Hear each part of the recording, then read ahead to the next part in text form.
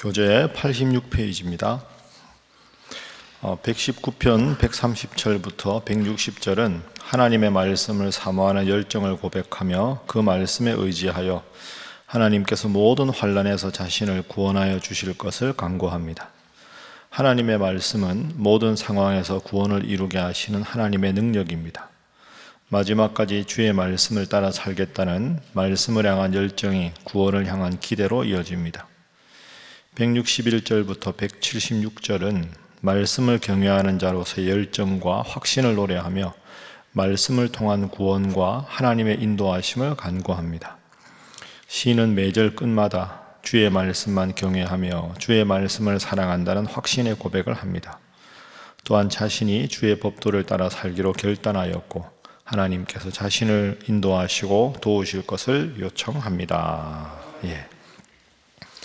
이제 오늘까지 해서 성경에서 제일 긴 장, 시편 119편 176절까지 읽었습니다.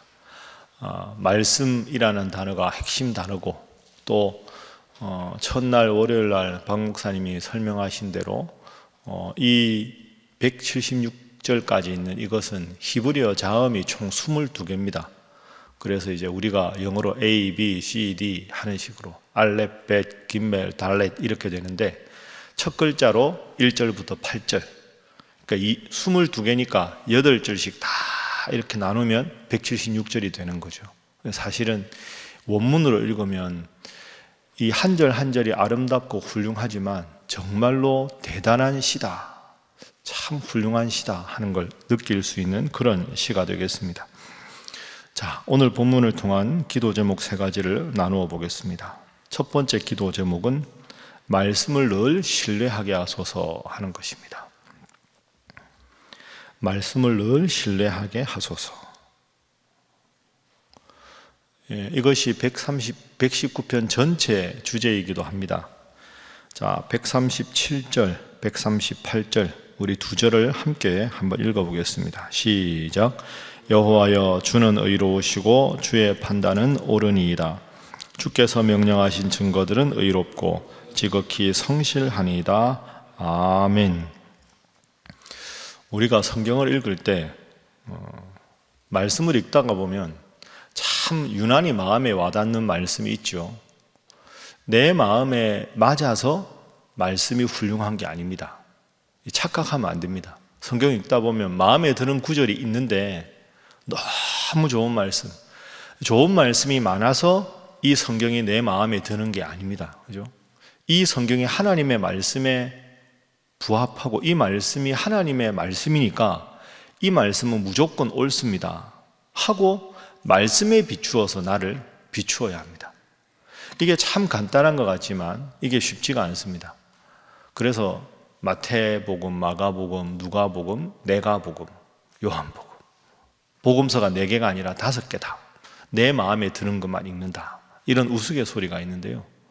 그러니까 성경을 우리가 말씀과 함께를 통해서 한 절 한 절 읽는 이유가 여기 있습니다. 안 그러면 우리는 교만하고 죄가 많아서 내 마음에 쏙 드는 것만 아멘하고 또 내 양심에 가책이 되는 건 슬며시 넘어가고 싶은 말씀, 이런 말씀이 많거든요.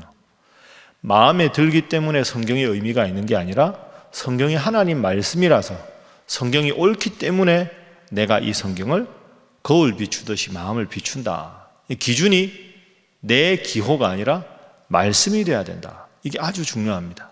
그래서 말씀을 신뢰하는 것이 중요하다 하는 것이죠. 137절에 보면 주는 의로우십니다. 주의 판단은 옳습니다 하고 선포를 합니다. 가만히 보니까 하나님이 꽤 의로우신 것 같네요. 이게 아니고요. 선포하는 겁니다. 그죠? 그래서 우리가 다윗 이야기할 때도 이 말씀을 많이 드렸는데 다윗은 나에게 살아보니 부족함이 없으니까 하나님을 목자로 삼겠습니다가 아닙니다. 내게 부족함이 없으니 여호와는 나의 목자이십니다가 아니고요. 여호와는 나의 목자이십니다. 선포를 딱 하고 내게 부족함이 없습니다. 설령 내가 사망의 음침한 골짜기를 가도 두려워하지 않겠습니다. 왜? 하나님이 내 목자니까. 그러니까 기준이 내 기호가 아니라 하나님께서 목자라는 선포에 있는 거죠. 그래서 여러분들도 평생 이렇게 고백해야 하겠습니다. 한번 따라해 보시죠. 주님은 항상 옳으십니다. 성경은 항상 진리입니다. 이렇게 고백하고 성경을 읽으셔야 합니다. 이 시대의 문제가 뭘까요? 이 시대는 옳고 바름의 기준이 모호해져 버렸습니다. 모든 것이 그렇죠. 그래서 이 시대를 제가 여러분들에게 말씀 속으로 강의할 때 신사사 시대와 같다, 신춘추전국 시대와 같다, 각자 자기 소견에 옳은 대로만 행하는 겁니다. 지금 코로나에 대한 각국의 대응 문제도 그렇고 이런 재난 앞에서도 한 목소리를 안 내잖아요. 미국도 미국 나름대로, 중국은 중국 나름대로, 유럽은 유럽 나름대로. 가난하고 힘든 나라 백성들이 많이 어려움을 당하는 거죠. 성경이라는 게 이제 우리가 신학적으로 보면 이 66권은 정경이고요.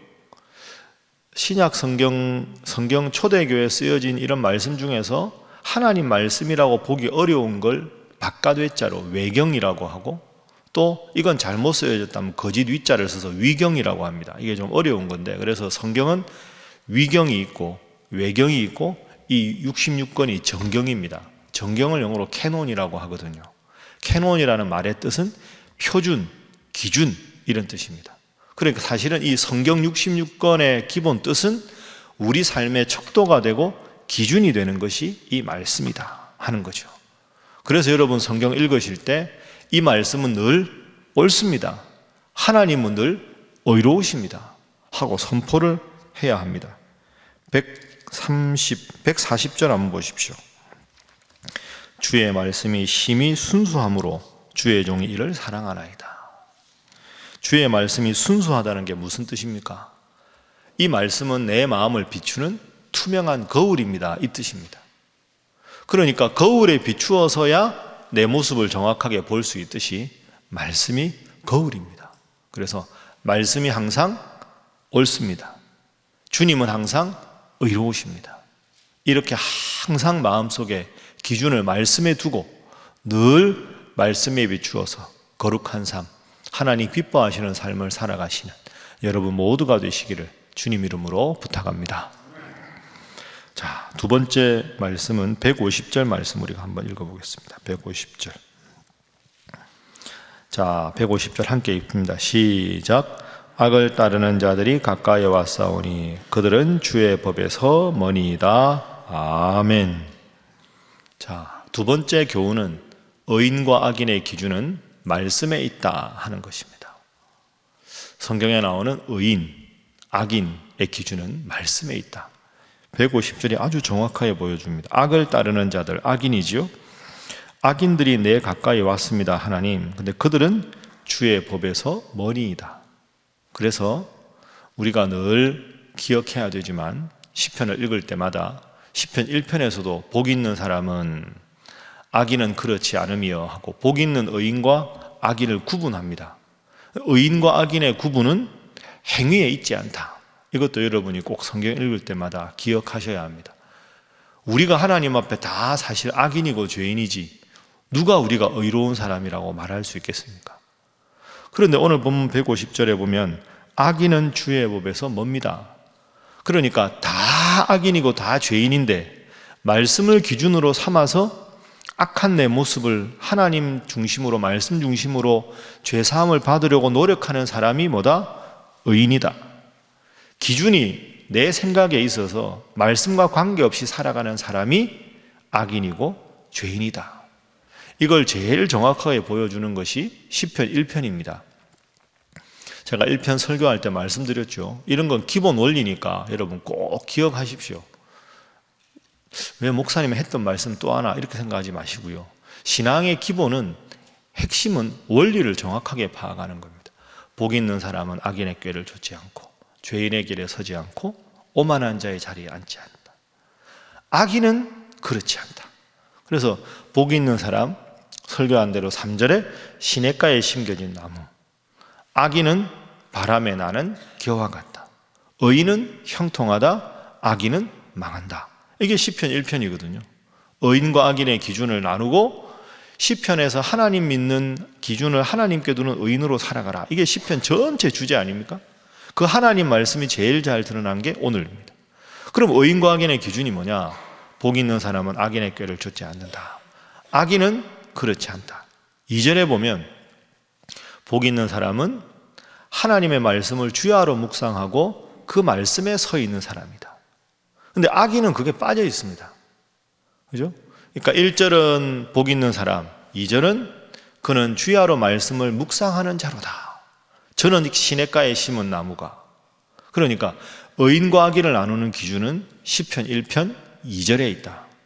돌아가서 한번 깊이 읽어보십시오. 그래서 하나님 말씀을 가까이 하면 의인, 말씀이 거울이 되니까 죄인이지만 의롭게 살려고 노력하지 않겠습니까? 그런데 악인은 그렇지가 않다. 자기 소견에 옳은 대로 행한다. 인생의 행복은 기준을 말씀에 두고 하나님 말씀이 옳다고 선포하고 살아가는 데 있다. 이것이 영적 삶의 원리임을 꼭 기억하시고 오늘도 주신 말씀으로 깨달음이 있고 어제 말씀드린 대로 읽고 이해하고 깨닫고 체득하고 체화가 돼서 내 삶이 말씀이 될 수 있는 그런 삶을 다 살아가시기를 주님 이름으로 축복합니다. 자, 마지막 세 번째 기도 제목은 늘 찬양하는 삶이 되게 하소서 하는 것입니다. 찬양하는 삶. 말씀에 대한 주제가 쭉 나오다가 왜 갑자기 찬양이 나오느냐? 오늘 119편 마지막 부분을 한번 여러분 보십시오. 자, 119편 171절부터 보겠습니다. 171절 함께 읽어봅니다. 시작. 주께서 율례를 내게 가르치심으로 내 입술이 주를 찬양하리이다. 아멘. 찬양하겠습니다. 그러니까 하나님 말씀을 내게 가르쳐 주셔서 말씀대로 사니까 이게 복된 삶임을 깨닫는 거죠. 그게 깨닫고 너무 감사하니까 나도 모르게 찬양이 나오는 겁니다. 그러면 정리하면 복 있는 사람은 말씀 중심의 삶이고 말씀 중심으로 살아가다 보면 하나님께서 내 삶을 복되게 하셔서 내 입술에 찬양이 넘치게 된다.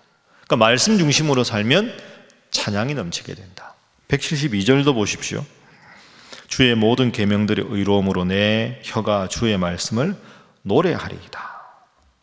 174절 내가 주의 율법을 즐거워하나이다. 175절 주를 찬송하리이다. 그러니까 여러분 119편은 말씀으로 시작해서 찬양으로 끝난다. 한번 따라하겠습니다. 말씀으로 시작해서 찬양으로 끝난다. 여러분 어떻게 보면 이게 인생의 가장 기본적인 원리 아니겠습니까? 말씀이 기준이 돼서 내 삶을 말씀에 기추어 살아가고 그러다 보면 하나님 중심으로 살아가니까 하나님이 저절로 나에게 복을 주실 것이고 하나님 주신 복을 받아서 매일 살아가다 보니까 나도 모르게 하나님을 찬양하고 하나님을 노래하는 삶이 된다. 그 말씀으로 시작하고 말씀으로 살아가면 내 삶에 기쁨과 즐거움이 넘쳐서 하나님을 노래하게 되고 내가 하나님을 찬양하게 된다. 이게 얼마나 중요한 영적인 원리입니까? 그래서 오늘까지 119편을 마무리하는데 꼭 기억하십시오. 제일 긴 119편의 주제는 말씀이다. 말씀 중심으로 살아가면 내 삶에 찬양이 넘친다. 기쁨이 넘친다. 이 가장 근본적인 생활의 원리를 늘 기억하셔서 재난 속에 힘들고 어렵지만 이 말씀 때문에 여러분의 삶에 이제는 기쁨이 넘치고 즐거움이 넘치고 찬양이 넘치는 그런 삶을 다 살아가시기를 주님 이름으로 축복합니다. 함께 기도하겠습니다. 하나님, 말씀을 늘 신뢰하며 평생 찬양하는 성도가 되게 하여 주옵소서. 말씀을 읽는 오늘만이 아니라 평생의 고백으로 기도 제목으로 살아가게 하여 주옵소서. 우리 사랑하는 성도들의 가정이 말씀과 찬양으로 넘치는 은혜를 받는 가정 되게 하시고 그런 우리 신일교회가 되게 하여 주옵소서. 위에서 기도하시고 오늘 우리 서울로의 지역의 모든 목회자들과 장로님들 함께 모여서 모든 것을 의논하고 결정합니다. 은혜 가운데 잘 마칠 수 있도록 해주시고 여러분 각자 사랑하는 자녀들 말씀과 찬양 중심의 삶으로 어려움 가운데도 주님 주시는 힘과 능력으로 극복하게 하여 주옵소서. 그런 이 나라가 되게 하여 주옵소서. 다 함께 주님 앞에 기도하겠습니다. 주여 믿습니다. 주여 믿습니다. 주여 믿습니다.